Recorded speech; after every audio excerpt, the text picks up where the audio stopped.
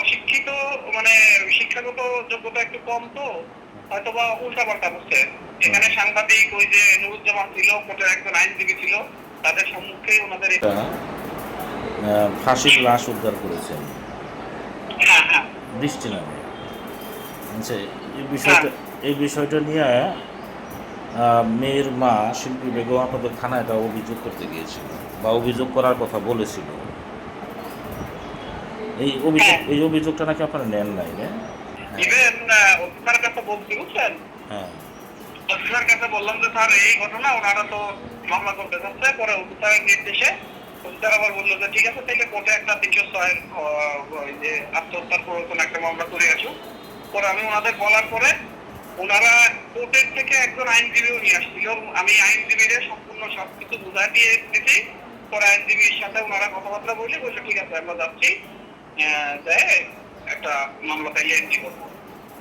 এর পরবর্তীতে আমার কাছে আর আসে নাই। ওই যে এখানে ওই যে ওই দিন অবশ্য সাংবাদিক নুরুজ্জামান নামে একজন ওই যে ইসের ভাষা, উনি ইসের সাংবাদিক না, কোন পত্রিকার এটা মনে নাই, ওই দেড়গ্রামের ওইদিকে বাসা নুরুজ্জামান, সাংবাদিক নুরুজ্জামান, উনি উপস্থিত ছিল ওনার সামনে।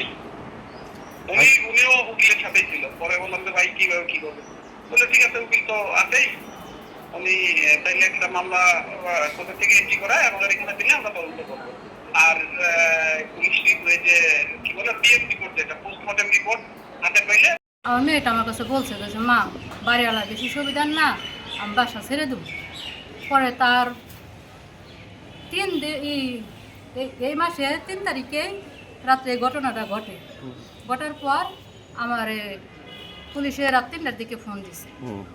রাত 3টার দিকে ফোন দিছে, আমি বলছি যে আমার বলছে আপনার নাম কি শিল্পী? নাম কি? হ্যাঁ আমার নাম শিল্পী। আপনার মেয়ের নাম বৃষ্টি? নাম কি? হ্যাঁ আমার মেয়ের নাম বৃষ্টি। আপনার কি ওটা সৎ মেয়ে? আমি কই না আমার সৎ মেয়ে না, আমার আপন মেয়ে। কয় তাইলে এখনই থানায় আসেন। আমি কই আমি কোন জায়গায় আসুন, বাসাটা কোন জায়গায়? কয় কি এই থানার পাশে আপনি আসেন, আসলেই তারপরে আপনি দেখতে পাবেন। পরে আমি করি কি, এই বাড়ি থেকে বাসুদেবপুর থেকে আমি মানিকগঞ্জ আসি, মানিকগঞ্জ এসে থানায় আসি, থানায় এসে আমার মেয়ের লাশ না এই জায়গায়। পরে আমি আবার পুলিশে ফোন দিছি যে আমার মেয়েটা কোন জায়গায় আছে। কয় আপনি মালিক মেডিকেলে যান। 10টার দিকে দু মারছে যে কাটে, সে আসছে। আসার পর আমাকে 10টার দিকে আমরা জোর করে ওই দুমেরে বলছি যে আমাকে একটু আমার মেয়েটার একটু দেখান। পরে করছি কি ওই মেয়েটা অল্প একটু দেখাইছে। আমার ছেলে ওই সময় একটা ভিডিও করছে আমার মেয়েটার এই জায়গায় জখম হচ্ছে আমার মেয়েটার, আর সারও শরীর আমার মেয়েটার এই জায়গাতে। ওরা আরও অনেকই বিভিন্ন রকম অত্যাচার করছে, বুঝছেন। পরে ওই জায়গা থেকে আমাদের কোনো জায়গায় কোনো কিছু আমাদের করতে দেন কে। আমরা যে জায়গায় যাই কয় তোমাকে সব কিছু হয়ে গেছে, আমরা ভাই কোনো জায়গায় বিচার পাই কে। পরে থানায় এসে দারোগারে বলছিলেন না যে আমরা মামলা করব, এটা একটা দুর্ঘটনা ঘটে নাই, এটা ইচ্ছাকৃতভাবে করাইছে? ওই পুলিশে আমার ভয় দেখায়, কয় কি তুমি গরিব মানুষ, তুমি মামলা করে কি করবা? আমি কইছি আমার মেয়েটা আমি মারা গেল, আমার এই জায়গায় কোন জায়গায় মেয়েটা ফাঁসি নিল কি করলো আমার তো একটু দেখতেও দিলেন না আপনারা। এটা কোন দারোগা? নাম কি দারোগার? আব্দুল্লাহ। সে কি বলছে আপনারে? আমার বলছে যে মামলা করে কি করবা, যে সে তো গেছে, তুমি গরিব মানুষ, টাকা টুকা খরচ হইব।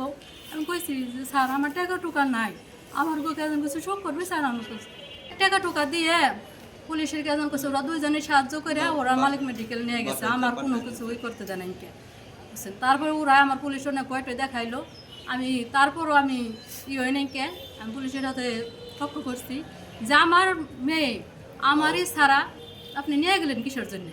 কয় আমি কি আপনার কাম থেকে কয় যে এটার মামলা নিয়ে আপনি কি করবেন, এটা নিয়ে কিছু করেন না, আপনি গরিব মানুষ।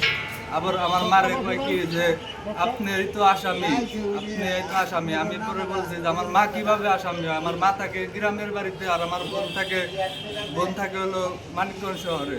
তাহলে আমার বোন ওই রাত্রে মারা গেল, আমার মা কিভাবে আসামি হয় ওই পুলিশে? পরে পুলিশ আমাকে বলে যে এটা নিয়ে বেশি কিছু করেন না, করলে আপনার মা আসামি হইব, আমার এই কথা বলে পুলিশে। আবার আপনি আমার ভয় দেখাইলেন যে আমার মা আসামি হইব আমার বোনের মামলায়।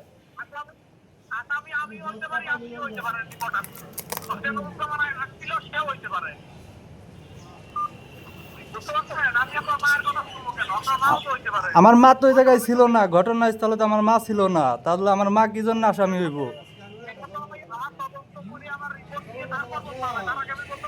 না, ওই জায়গায় তো আপনি আমার মারে আসামি বানিয়ে দিছেন থানায়, যে সময় আমরা গেলাম।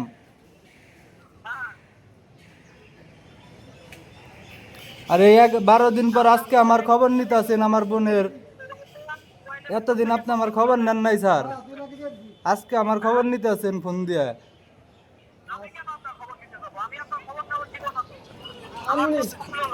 মামলা তো